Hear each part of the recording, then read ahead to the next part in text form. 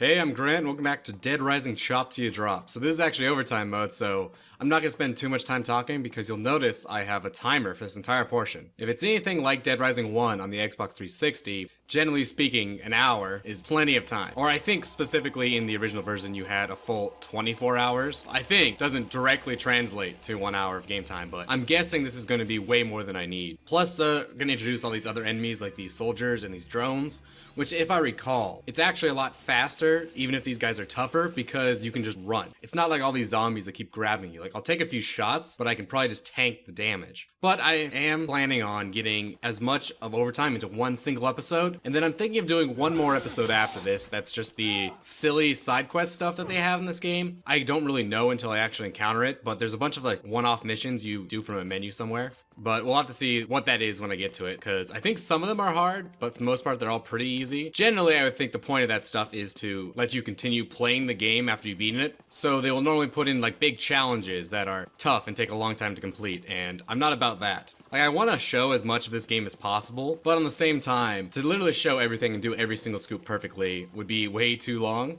Like, I can't fit that in a video, and it would just take up so much time. I just have better videos I can make. So sadly, I think there are a couple scoops that we did miss, but I'm hoping that they're not anything too major. The majority of this game is based around like one or two little things in every scoop that's different. There isn't that many things that are drastically different that would have been cut out. Like, yeah, maybe I'd have to go through and actually see a list. There's like a psycho or something that got cut out, but it's more likely it's stuff like the tourist scoop, where, okay, they're just in a different store. It's interesting, but it's not worth me spending 24 hours real time replaying the entirety of the game to get back to.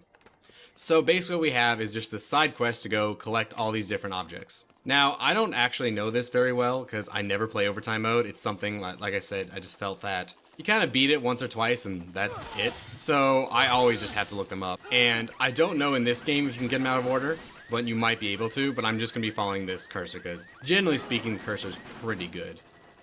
What is that prompt? Okay. It's kind of a useless little jump. It's actually a thing that, and this is years ago, that the only speedruns that exist for Dead Rising 1, really, were overtime ones. Just because you could start that right off the bat. It was very consistent, it gave you a timer, and they were somewhat popular.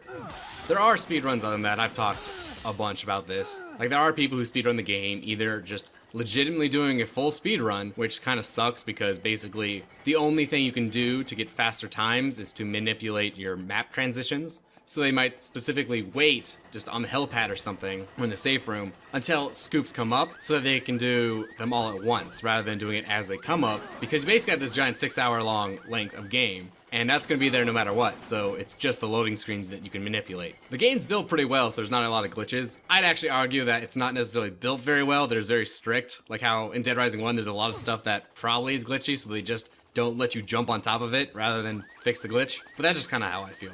So those do exist, but not a lot of people run that. What I think the most common is people who just have save files, and this I think is more popular now that they have the remasters where you get a multiple. They just have like a save file for case 1-1, and then you just speedrun just that until the end. And that lets you kind of actually have a lot more fun. Because then you have all this stuff like, okay, well, say you have a save file where Adam the Clown is dead. These guys are infuriating. Adam the Clown's dead, but it'd be great to have a small chainsaw, but is it worth your time to go out of the way to get it? Like, will you save 5 seconds from killing stuff fast in order to afford the ability to go get that? And this is something I don't know if there's a big one for a big community for the Dead Rising 4 speedruns, but Dead Rising's like a game that's built to be speedrun like that. And it wasn't until like Dead Rising 4 came out, or maybe Dead Rising 3 I think might work, because the timer's there, but you can, generally speaking, operate independently of it, I think. See, yeah, I can pull out this gun, but I don't think it does nearly enough damage to actually warrant using it. But you can't really speedrun these games just because you have to sit around and wait. Like, or you can, but it really sucks. Because ultimately it is just a lot of waiting. If you're into like interesting speedrun games, there's a great guy who, I guess he just dedicated his life where he runs this very specific category on Super Mario 64, which is a very beloved and favorite speedrunning game, where he just tries to compete the game in as few A presses as possible, which is like the jump button, which it's a Mario game, that's pretty important. And at first it starts off just like, hey look, I beat it in 3 A presses, like 3 jumps, and then 2, and now he's on the level where he does half A presses, which is a thing in his eyes. So he only has to press the button just down or just release it, which is a big deal because then you can like hold it over. And he has this amazing video. I think it's called like completing rolling rocks in 0.5 A presses. And it's just like 25 minutes of this series of explanations that get more and more complex, but all kind of make sense. It literally, to me, it felt like sitting in a college physics lecture. And it's fascinating if you played that game at all before, just because it's like you think it's a joke, and then it just keeps going and gets sillier and sillier. And I think just recently, he did it live. He uses tools to do it because the way you need to input stuff into the game is very precise. But he actually hooked it up to a Nintendo 64 console and he was able to recreate it. It takes like 12 hours because at one point he has to get a glitch where he's essentially walking backwards in the wall to build up speed on his character. And he has to do that for 12 hours to get enough speed to do one of the crazier exploits of his, and it's just fascinating. Going and watching that, it's just something where it's like, I don't know why I'm watching this, but it's so hard to look away because like every second he's like, and now let's talk about parallel universes. And now let's talk about syncing speeds of those parallel universes. It really feels like a freaking like college physics lecture. It's just fascinating. Can't recommend that enough. On the topic of Dead Rising, I would love to see this actually become a speedrunning game. And in a way, Dead Rising Chop Till You Drop could have been that if it wasn't this weird kind of like stepchild of the series. Same with the iOS game. Some people know it's there, but it's not really acknowledged because it's not officially canon. Like it follows the same story and kind of parrots it, but it has to make its own little allowances. Stuff like Cletus living wouldn't make any sense. Like he doesn't actually show up so you could make it work. Generally speaking, if someone went from this straight into Dead Rising 2, they wouldn't necessarily be that confused. It's just kind of, it's there, we don't talk about it. I really would love to have seen, like if there was a parallel universe though, where Dead Rising Chop Till You Drop got a sequel and Dead Rising 2 came out, like Dead Rising 2 Chop Till You Drop I guess, and then, man, like could you see just like its own little evolution that game must have gone through? Like if we saw a Dead Rising 4 Chop Till You Drop, what would that even be like? Like it would be on like the Wii, like the Wii, not the Wii U, the Wii Switch? Is it the Wii Switch or is it just Nintendo Switch? I like don't follow Nintendo consoles at all. Like I just missed that entirely. Back when like N64 was the console to have, I didn't have one, so I didn't play really that many Nintendo games. And same, like I didn't have an NES or anything like that. So basically, the only experience I had was I had a Game Boy, which had a good amount of titles. Like I played Pokemon, I played Mario, stuff like that. But it wasn't until I think so. The Wii I have now is actually my girlfriend. Before that, I borrowed a Wii from a friend of mine who. It's a big deal where people will just like leave their Wiis with me because they don't really want to take care of them. They're like, you can keep it until I need it. But he also had a bunch of Nintendo games, and I just basically went through and I just binged them all. Like Twilight Princess, I played, I think, a Metroid game, some other Zelda game. I wish I could actually think of them. Where's this piece? There we go. And that was one of my big experiences with it. Otherwise, I've also emulated a bunch at the same time. Like I played Super Mario 64 actually on like my Mac laptop. That's a whole other story. I won a Mac laptop from Hy-Vee, which is like this grocery store near where I lived and I later worked at. And that thing was awesome. And it was the first PC I had that had the power to like emulate games. So I'd play a bunch of N64 games on it. So I played Ocarina of Time, Majora's Mask, and it was a blast. And I totally enjoyed that because a lot of those games still hold up. I think anyone can go back and play Mario 64.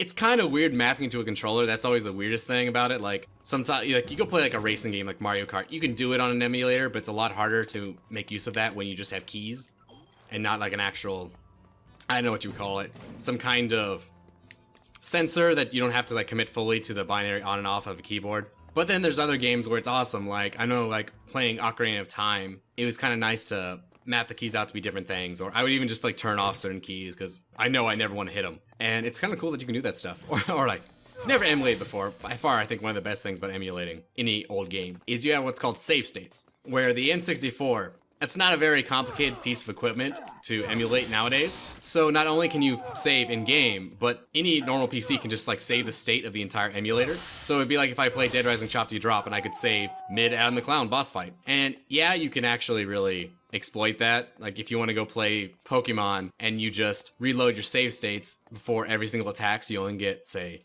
critical hits. You can do that, but it also just made the games really enjoyable because it wasn't like a lot of those games that era you had to go like find a save point. Like I played Final Fantasy VII that way on an emulator, and the fact that you could just save mid-fight, it made it like a mobile game. It's like, oh, I'll play 5 minutes of it. Whereas like otherwise, if you play that game normally, you might know that there's sections where you're like 45 minutes between save points. Can't recommend it enough, and they can be surprisingly easy to set up. Plus, I'm also just waiting for, like, I obviously enjoyed going back and playing N64 games, but I didn't play them as a kid. A lot of people, it's their way of like returning to that era. And I can't wait for, like, I played a lot more like Xbox 360 games, or even like some PS1 games, but I cannot wait until I have a PC and an emulator powerful enough to play those. I would totally play Halo 3 on like my laptop. Not my laptop can't handle this. Which I want to talk about that. I actually have this really awesome laptop, and it's something I originally got. Come on, this is the cold spray, isn't it?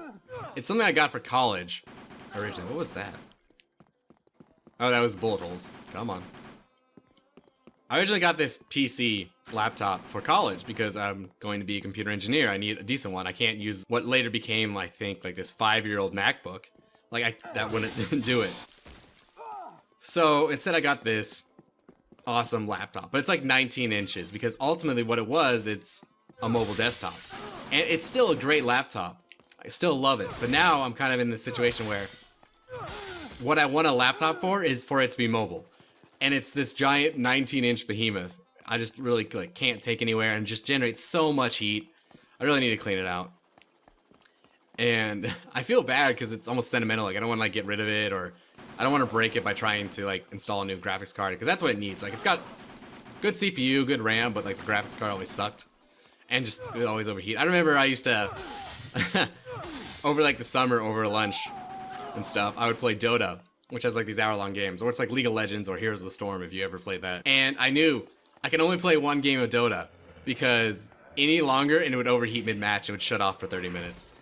And I just remember like all the kind of workarounds I did to try and make that thing work. Like I actually looked into a bunch of stuff.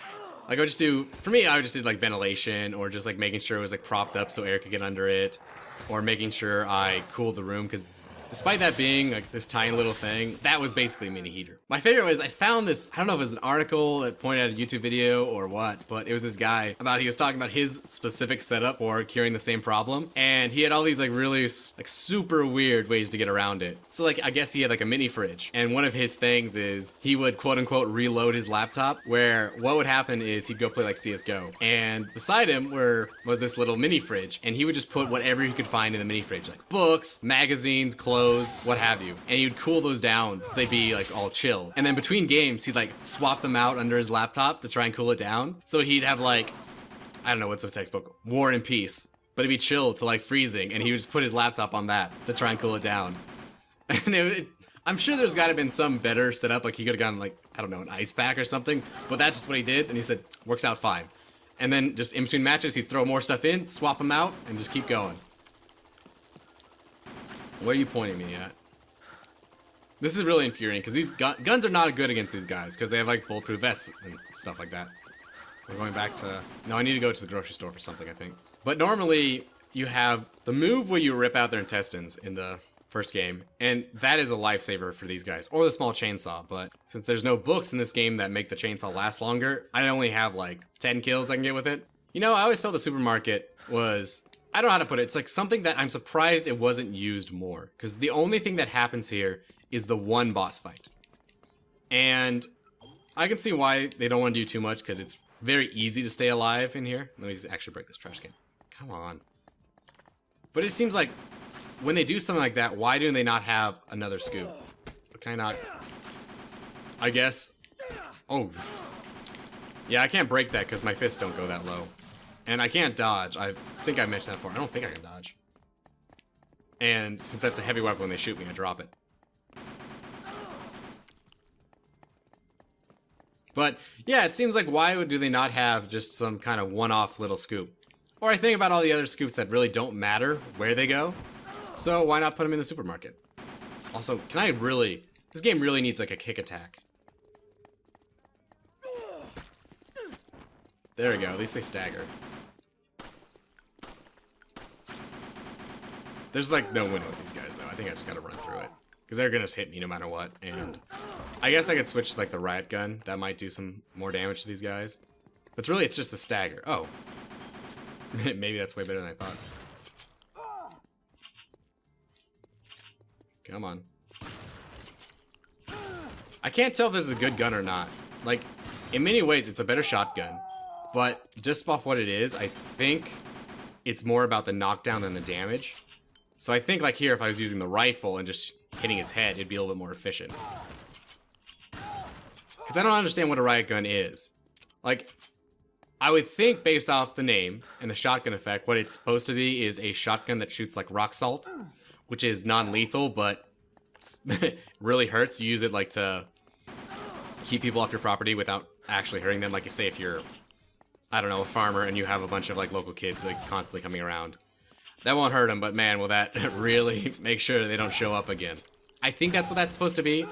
So that's something, if you're like police and you're going to go deal with a riot, you could defend yourself, but you're not actually going to like hurt someone if they rush you. Like, you're going to disable them but not hurt them. I think that's what it's supposed to be. And then they just, well, we need to get a name that sounds good, that's better than just better shotgun. But really all I've used the shotgun for in this game mainly is just like that right there, knocking stuff down. Because especially with these guys, it's far more effective to just hit them and run away, it seems, than it is to stand over their corpse and just keep hitting them over and over with all my rounds. Because they don't seem to drop a ton of ammo either. Can I get by without healing? I haven't explored, but I don't think there's any food in Carlito's hideout. Which is a little weird, because that's something I think that's very important in the safe house. The fact that you can go back and at least you can heal up fully, if not take a couple more things with you. But it's just so dark in Carlito's hideout, which I get thematically is kind of the points. A hideout. Still. And I've always said that there's always vents you can go through in Carlito's hideout. I think actually looking at it, there's only 2. But I always thought that Carlito's hideout should have been a fast travel station. So once you get this far in the story, it lets you like travel through the vents to other areas of the mall. Nothing too crazy, just okay, you can go to Paradise from here, you can go to Wonderland from here, just a nice little shortcut. Because at that point, like even now in overtime, you are just running around a whole bunch. Oh man, I just thought of this, how the Brock Samson fight, the final fight of Dead Rising 1, that might be kind of different, right? Because I don't have special moves really. So I'm wondering how that's supposed to work. It's probably going to have to be a quick time event, just like you have with convicts. That's the only way I can think of it working. Otherwise, it's just literally going to be me going up and hitting A, and I can't dodge him. So I don't know what they expect me to do with that fight, but it's something I'm looking forward to. Like, there's a lot of stuff where overtime mode already was the kind of weird section of the game. So I can only expect that overtime mode and Chop to Drop, it's got to have something about it that's changed. In a weird way, that whole tank section, that's probably going to be way easier if they keep it the same in Dead Rising Chop to Drop, because I can aim the gun so easily with the Wiimote. The system actually works really well. Like, I thought they were just putting it in to have a gimmick, you know? Like, oh look, you can swing your gun, or hey, you can actually point at what you want to shoot. Because I've played other games for the Wii, like my friend who owned the Wii originally, he had a game called, I think it was Conduit, and it was like one of the first-person shooters on the Wii that was semi-decent. And even then, it was iffy.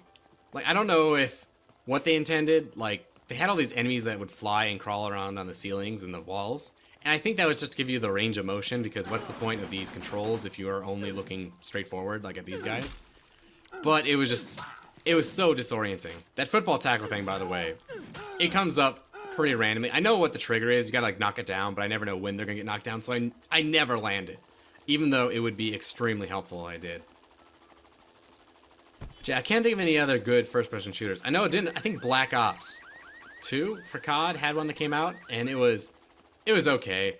I always liked how COD was another game series that was so popular, it got some of the weird ports. Like, you could play COD on the Nintendo DS, I think, Modern Warfare 2. And it worked, but a lot of times I'm not playing COD for the story, I'm playing COD for the gameplay. So yeah, even if you deliver the same story and experience, it's still kind of like, what am I doing? Like, ultimately, what it reminded me of is, if you ever, like, I remember playing all these games when I was young that were just like point and click adventures, and sometimes they'd be made into like an FPS shooter, and it's basically just more of a puzzle game, like where are they gonna pop out?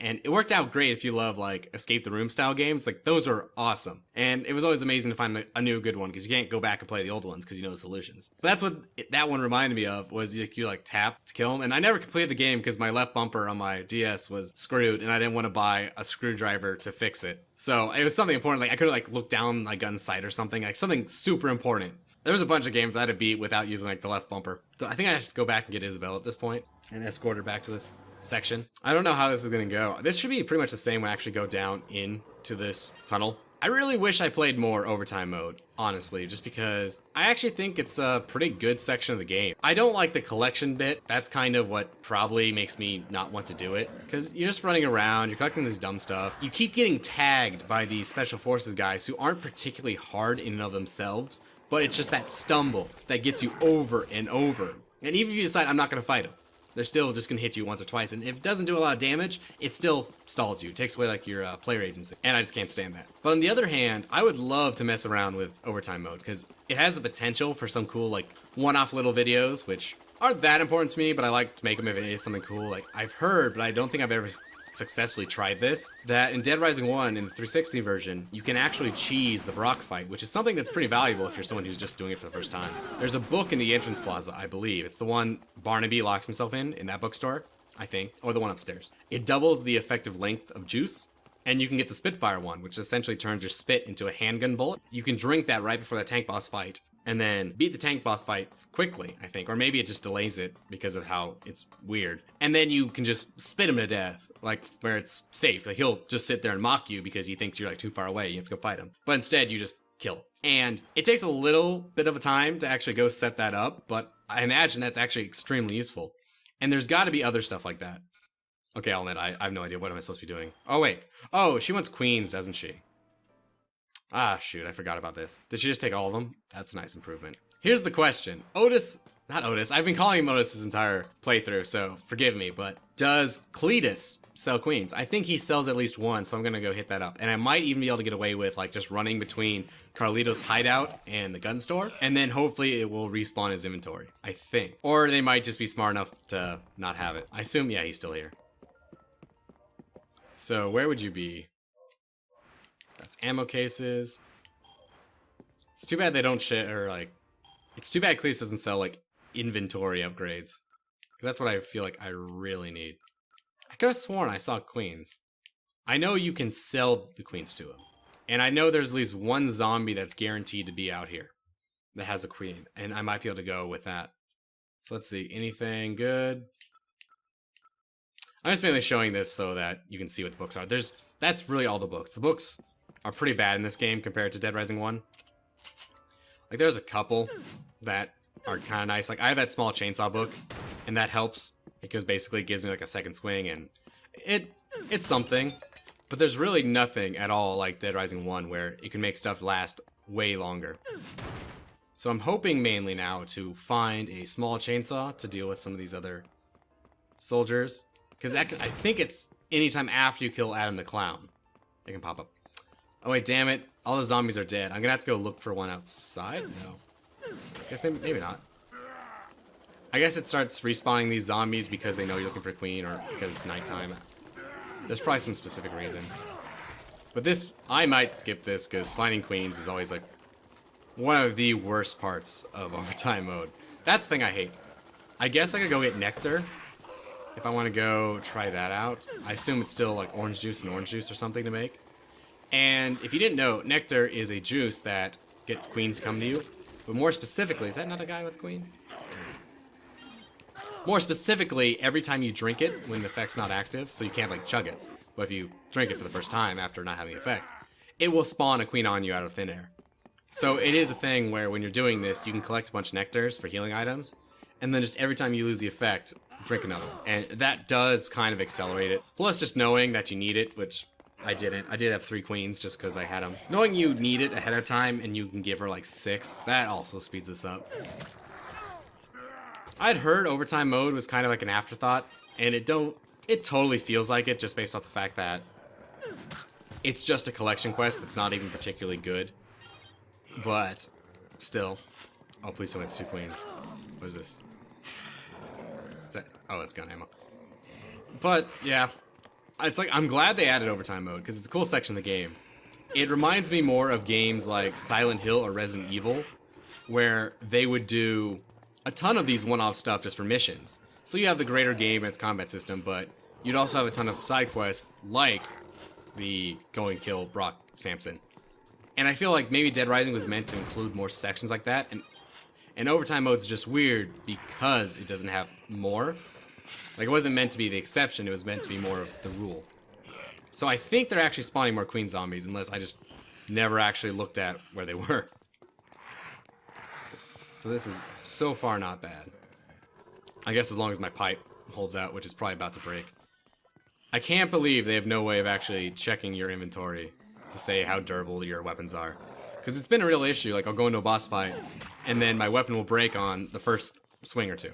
It's like, oh shoot, I did not plan it past this. I think I need 10 queens. I gave her 3, so that should be 7. I guess I don't know, maybe the arrow was telling me that I have enough and I should go back, or maybe it was pointing that way the whole time. I can't say enough about how fun this game has been, and this has been something where I recognized when I went into Dead Rising Chop Tee Drop, it's a weird game, it's super niche. Like, out of all the people who have played Dead Rising 1, how many know about Chop Tee Drop and how many people like care to watch it. Like, I knew going in that this was not going to get me 1,000 views. It was something I just really wanted to do for my own personal channel, because while Dead Rising Chop Tee Drop is fun, and if I had a Wii, and only a Wii, I would definitely recommend it. At the same time, it's not that worth my time, and this whole YouTube channel filming it has made it so much worth my time. Although I will say it's kind of a catch-22, because the reason I have no time is because I have to go edit stuff. And if I didn't do these like little Let's Plays, I'd have way more time. I don't know, that's on me. I enjoy this. I don't know what series I'm gonna be doing next. Just the other day, I did the first like little iteration. Here, give me your queen just in case. The first iteration of kind of a podcast. And the reason I say iteration, it's a thing in software development in recent years. You have agile, where basically the idea is sometimes it's best to start off and you make the minimum viable product, I believe is the term. Just make it so that no matter how bad it is, it's technically a thing. So I made a video that's, no matter how bad and unedited and terrible the setup is, it still is a podcast. And that way I can iterate on it, like, okay, that didn't work, let me try this, that kind of thing. And I think that's gonna be one of the things I'd like to do going forward, because it's a really personality focused thing, and I don't think it'll take a ton of editing every week. Whereas some of these do, like, as I've done more and more in the game, like before I would essentially film 1 scoop per episode, and that was too slow. But on the other hand, I didn't have to edit out a whole bunch because I was talking the whole time. Well, when it got to the point where I was doing like 3 scoops and then a case file, that's a lot more editing and a lot more like chopping stuff around. Like, okay, maybe I really like the dialogue in this section because it's interesting, I'm passionate, but maybe I just don't want to include it for nothing's happening that's interesting on the screen. So maybe do I want to take the dialogue and put it over here? And that's a whole thing. And it's not so much that stuff like that is hard. It's just like as it gets like later and later, because I'll admit I'll stay up to like either get it done early, or sometimes I'll put it off later in the week because editing is pretty like soul draining. So little interesting point here. The game can't spawn enough zombies here, so I was able to kill all the zombies in this area. So it respawned 4, but normally you get like swarmed by these zombies in this section. So yeah, I was trying to think what going forward, like what kind of stuff I want to do next. Like, originally when I started this back in like episode 1 or 2, the plan was to do Resident Evil, because I've never played a Resident Evil game. I've heard good things about Biohazard, I believe is 7, and I figured, hey, here's a good point to hop in. But as I've done more and more of this, my opinion on whole Let's Plays and stuff have changed. Because I enjoy doing it, and I'd like to, but I'm thinking maybe I might leave me just playing games up for streaming. That way I can still... One, I don't need to edit them, and then also gives me a really good use for the stream. That's just something I've been struggling with, because like I don't really watch streamers, and like one thing I do is I'll play like RuneScape, and then I'll do that usually when I'm editing, because I don't need to click that much. And that game has like a ton of really big streamers, and I gotta wonder, like, that's a pretty boring game to play a lot of times. Like, I do it specifically because I can do something else while I play it. So I always wondered, like, what do people do when they stream? I assume it's meant to be like kind of like a hangout, which is fine. But then, on my case, like, what do I want to do when I stream? And that's a much tougher question. But it's something I've been exploring. But I'm trying to think what I want to do next. Like, I've said many times that I never planned on my channel becoming so Dead Rising focused. It just kind of happened that way. So I don't know, like, if I should keep working on that, because that's the audience I've built. It's a Dead Rising audience. And I can see that when I go and do some other game, like, even this like Dead Rising Choppy Drop really limits you down to just like the Dead Rising 1 players, or the even smaller set of players that have actually played this game. Whereas I think honestly, if I just kept doing, say, Dead Rising challenge runs, that's what I used to do on the stream. Like I'd go beat the game without killing any zombies. I would go beat the game using only fists. I think I could keep doing that, but then ultimately, you can't grow that forever. Like that's just a shrinking audience. So I've been really thinking about what I want to do. Like honestly, when I started Dead Rising Choppy Drop, one of the ideas behind it was that if I was going to do Let's Plays, they could be kind of the... How do I put it? Like, not really the necessity. Like, they're the stuff I put out if I have extra time. So, like, maybe I film everything I play, and I just play games normally, and then when I have, like, a weekend or, like, a 3-day weekend off or something like that, that's when I just sit down and I just kind of throw them together. But they wouldn't be produced. Like, I don't produce a lot of Dead Rising Choppy Drop, but I do sit down and be like, okay, I want this much in this episode, it's this long. It is a whole thing. So that's something I've been just like thinking about in my head. I really haven't had a chance to go around and think about it. It is a thing where in moving to my new current schedule where essentially videos come out Monday, Wednesday, and then I sometimes stream on Friday. One thing that's been nice is it makes it easier to work on individual things because I know when they have to come out. It has also become harder though to have time where I'm just working on my brand. And it always seems like something comes up. Like this weekend, I'm like, okay, I'm gonna go to bed so early on Saturday and Friday. I'm gonna get so much done. And then it's like, well, yeah, but I have to go to a conference Thursday, Friday. And I have to get up at 5 a.m. and stay up late for that. And then Saturday, yesterday for me, I had a wedding for 2 of my friends that got married. And that was a whole thing that lasted until 11 o'clock at night. It's like, I was planning on getting so much done this week, and then all these admittedly great things just came out of nowhere. Now I just need to actually sit down and spend all Sunday on it. I can finally get started, but I meant to have the whole weekend. So now, are they gonna let me carry her? Because this whole game, they haven't had this mechanic. So this must have just been coded for this one section. Wait, what? Okay. We have no choice but to fight our way through. So I guess I'm not carrying her? Do I have to just kill all the zombies so she can walk through, or... I don't know. I guess they left that in there to tell you that her little serum isn't as good as it was before, so she can't protect you, but, I mean, I wasn't doing that anyway. This pipe has been lasting a very long time. I wonder... It might be a thing that your weapons don't drain once you're in this section, just because you have nowhere else to get a weapon. Like, none of these zombies are dropping it. There's nothing on the ground, whereas at least in Dead Rising 1, there's like rocks you can grab if you need them. So I think they might have just made my weapon permanent. Which is cool, but if I had known that, I would have gone the extra length to get a small chainsaw.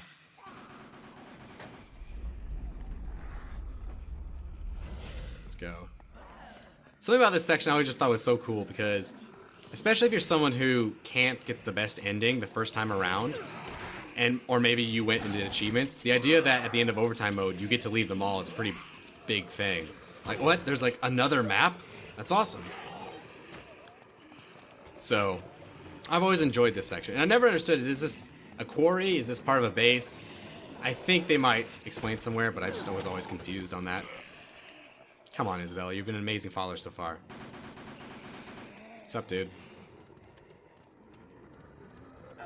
Oh, there. I guess he just doesn't like Isabella.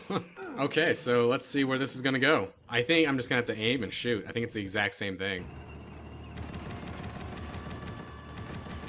Hell yeah. Easy. It's a little disorienting, because it's like the on-the-rails shooter. And that means I can't control where my character goes.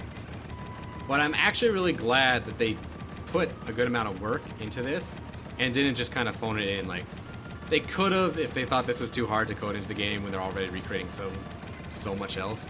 They could have just said, let's just film it happening and play it as a cutscene. So I'm really thankful that did not happen. But this is likely to go so much better than in the main game. I never cared, though, how long they make this fight, because there's no save point, or rather checkpoint after this happens. So, if you play this game at all, you probably died to Brock the first time you fought him, because it is kind of a surprise.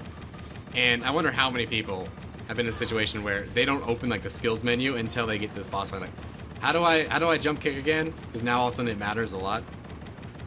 So you'll die to Brock, and every time you die to Brock, you have to come back and you have to actually fight this tank again. This is kind of weirdly anticlimactic because I said this plenty of times, I don't have music. Wait, maybe this is supposed to be the prison and that's where the convicts came from? I never fully understood, like, I think it's a military base. Or is it that they're using it as a base, maybe? Or it's like a dam? That would actually make the most sense. Is it a dam? It's like there's all these pipes. And I remember talking about that in Dead Rising 4, that Dead Rising 4 has a dam.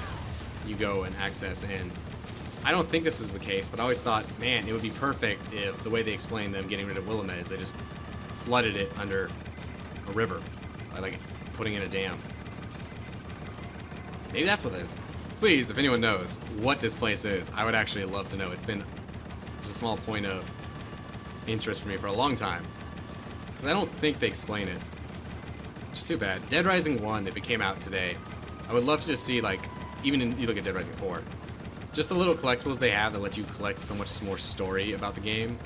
Dead Rising 1 would really have benefited from that. Because it's perfect, it's like exactly what you'd want, where you could just leave stuff lying around the mall about like what happened. It's just kind of a nice little slice of life of like, what did this person do when the zombies came in, like when they're in the changing room or something, you know? Those are fun stories to tell, and you could just tell it in a very, I would say, Dark Souls way, where you just basically leave clues all over. Put up your lights, come on. I hate games that do this, where you have to let the boss tell you when it can be damaged. I hate that. Like, I always got annoyed about that with Zelda, because it's like, you gotta hit it 3 times, and repeat that 3 times, and then that's it. And technically, you can get away with more in Zelda if you really know exactly what you're doing, but it just always annoyed me, the fact that you don't have agency. Like, you're just kind of sitting around waiting for it to open up its weak point, and there's no, like, way to make that go faster or anything. Oh. Interesting. So I have guns. They don't seem to do much to him. I guess I just have all my food. I think that's the idea, is I think it's making like a little sound saying that it's not working, and I think I'm supposed to punch him. Oh. So it is. I guess I had to like knock him down and they'll give me some other prompts, because I don't know how I did that first move, but then I guess I had to actually do something else for the knee drop. I'm probably spamming A is what's screwing this, and I probably just need to sit and like wait for him to give an opening or something. This is hard. I do not have the reaction skill and do not know this console enough to actually make this work. Oh, come on. It's like A or B. Come on. Luckily, though, in a way, it's a lot safer because... Come on. There we go. Okay, I get it. I think I get it. It's a lot safer because, again, like with the zombies... Fuck. With the zombies, you can actually get away from the struggle emote without taking any damage whatsoever. I'm not even looking at the button letter. I'm just trying to look, is it round or is it blocky, and just basing off that. This is like really tense because it... Oh!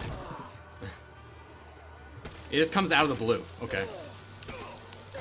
I really hope me, like, shaking this comes out on the mic. And I'll tell you right now, I am not wearing the Wii strap. So I'm really hoping I don't destroy my monitor playing Dead Rising Chop Tee Drop. Because I just realized, oh, I need to shake my thing forward. Oh. Hold on, I'm just going to eat this. Wait, oh, did I have this the whole time? That is quite literally a lifesaver. That's my only food, okay. Come on, come on. I really don't want to fight you. Okay. So I have to knock him down with that, or the judo throw, and then it goes to the knee drop. But I don't know what I'm supposed to do there. Come on. Because I don't want to keep hitting A to hit him. But I think that means I just have to take those hits. Because if I hit A, then I'll miss the B prompt, potentially. And he'll just hit me anyway. But if I just stand here looking dumb, he just punches me in the face. So that's kind of... really ruins the mood, I'll say. I don't even know if you can get off the tank. And also, a big part of what made this very cinematic was the zombies swarming the tank. They're literally just standing there as Isabelle is, like, silly in the corner. I think you can actually go talk to Isabelle if you in the main game. And I've always wondered, like, I don't think this is the case. I think I did... Oh. That was a thing. Disembowel. I actually think I did went and go and looked, but I always thought, surely there must be one weapon in this area, just as a secret, like, way off in the corner there's a rock or something, because any weapon would be great, even if it's like a toy laser sword. Come on.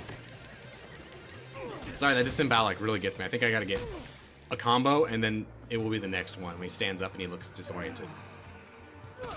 There we go. Finally. And that's it. That's Dead Rising Chop Day Drop. So there's gonna be one more episode I still have to do, which is where I actually go do the side missions. But I'm gonna put that in its own episode because that could be another 2 episodes worth, or it might be like, okay, I get it. You're just feeding me dumb challenges to keep me playing or to level up Frank. But tell me they still have the zombies coming at the camera. I remember they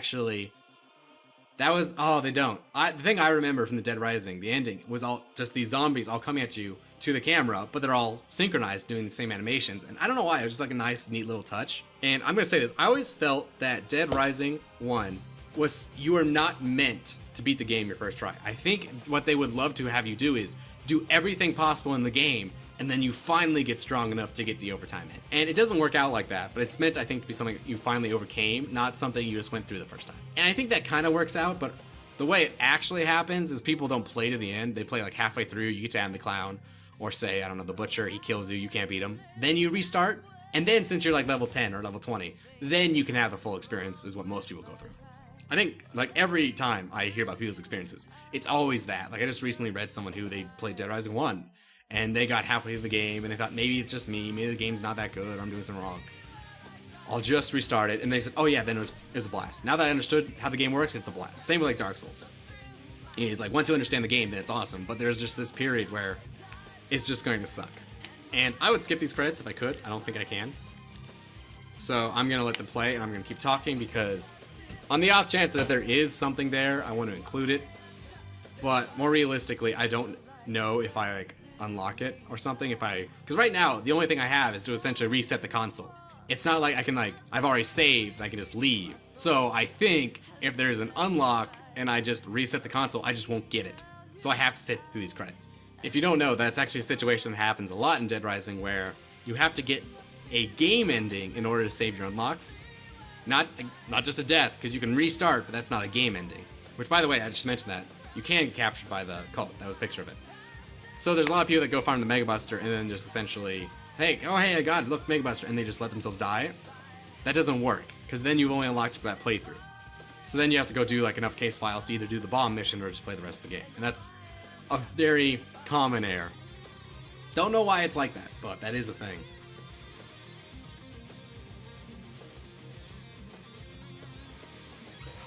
Dang, my coffee's gone so cold. It's just sitting here making this. So overall, I want to talk a little bit about Dead Rising Chop Day Drop. I've said this before, but I've enjoyed this game. I don't know if it's necessarily a good Dead Rising game on the scope of every Dead Rising game. I think it's a fantastic Wii game compared to the other ones I played that aren't first party. Like, yeah, it doesn't stand up to probably maybe Twilight Princess, which is like, came out when the Wii was there and it's got the full backing of Nintendo, but it was solid. And honestly, I think most people who beat Dead Rising Chop Day Drop would be open to picking up either the original on the Xbox 360 or a later version of it. I think it was an enjoyable experience. There's individual things I would change, but I think generally speaking, anything that was changed or made a certain way, there was a reason. Like, say you look at some of the special zombies, like Kent or Joe the Cop. Having those there, it's like, I don't necessarily like it, or it doesn't really emulate the feel, but I recognize that they're there because they can't spawn a lot of zombies, and if you just spawn only 7 regular zombies, the game's not hard. I get that. Or one thing like I complained about is how it's very repetitive. Like, that's just part of the game, just running around a lot. So I had noticed that not only is it important to introduce new special enemies, but you'll notice they actually started changing them. So Joe would be gone for a day, then come back harder, then she'd go back to her normal, like, weaker self, and that's all just there for variation. So I think actually this is probably a very lovingly done piece of work by the team. It's always going to be in shadow because, one, not a lot of people had a Wii that played this, and two, it is just only going to be compared to Dead Rising 1. So overall, I enjoyed the game. I'm glad I managed to play it and beat it. It's actually something I always wanted to do.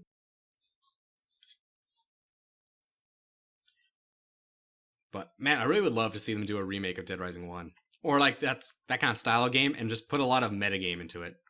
So like challenge runs, saying stuff like managing more of your unlocks, because I really wish they had more of those. Like, they always build such a great game in Dead Rising. I just wish they would really flesh that stuff out.